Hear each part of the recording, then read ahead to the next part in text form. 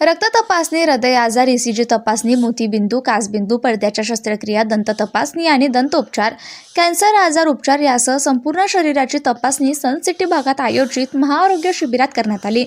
सुहासिनी प्रतिष्ठान आणि शिवसमर्थ प्रतिष्ठानतर्फे आयोजित शिबिरात सन सिटी भागातील 2637 नागरिकांची विनामूल्य तपासणी आणि उपचार करण्यात आले।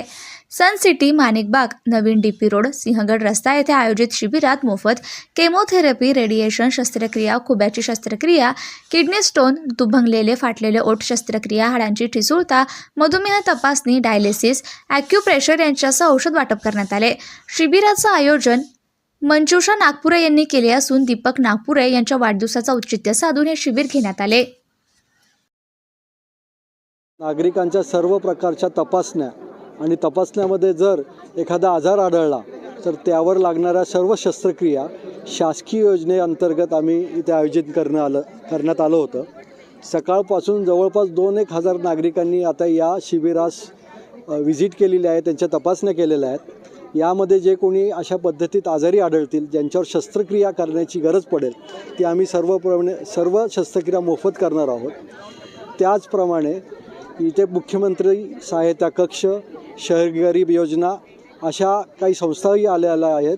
त्यांच्या माध्यमात पुढच्या सर्व कारवाई आम्ही करणार आहोत। या ठिकाणी वेगवेगळ्या प्रकारच्या 15 ते 16 स्पेशालिटीचे डॉक्टर्स, आयुर्वेदिक असेल, होमिओपॅथी असेल, डेंटल, कॅन्सर तपासणी, रक्ताच्या तपासण्या अशा पद्धतीचं मोठं शिबिराचं या ठिकाणी आयोजन केलेलं आहे।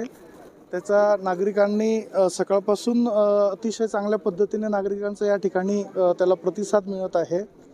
दुसरं महत्त्वाचं म्हणजे मी इथे येणाऱ्या सर्व नागरिकांना एक आवाहन करू इच्छितो की माननीय मुख्यमंत्री देवेंद्र फडणवीस साहेबांनी 1 मे 2025 पासून प्रत्येक जिल्हा स्तरावरती जिल्हाधिकारी कार्यालयामध्ये मुख्यमंत्री सहायता कक्षाचं ओपनिंग केलेलं आहे आणि महाराष्ट्राच्या प्रत्येक जिल्ह्याच्या ठिकाणी मुख्यमंत्री सहायता निधी हा कक्ष कार्यरत आहे।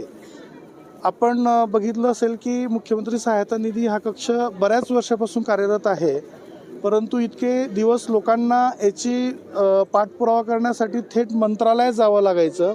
लोकांना याचा त्रास होऊ नये, जिल्हा लेवलवरती लोकांना मुख्यमंत्री सहायता निधी आणि धर्मादाय या योजनेबद्दल माहिती मिळावी म्हणून माननीय मुख्यमंत्र्यांनी हा कक्ष जिल्हा स्तरावरती सुरू केलेला आहे। पुण्याचा कक्ष हा जिल्हाधिकारी कार्यालयाच्या समोर कक्ष क्रमांक 10 जुनी जिल्हा परिषद या ठिकाणी कार्यरत आहे।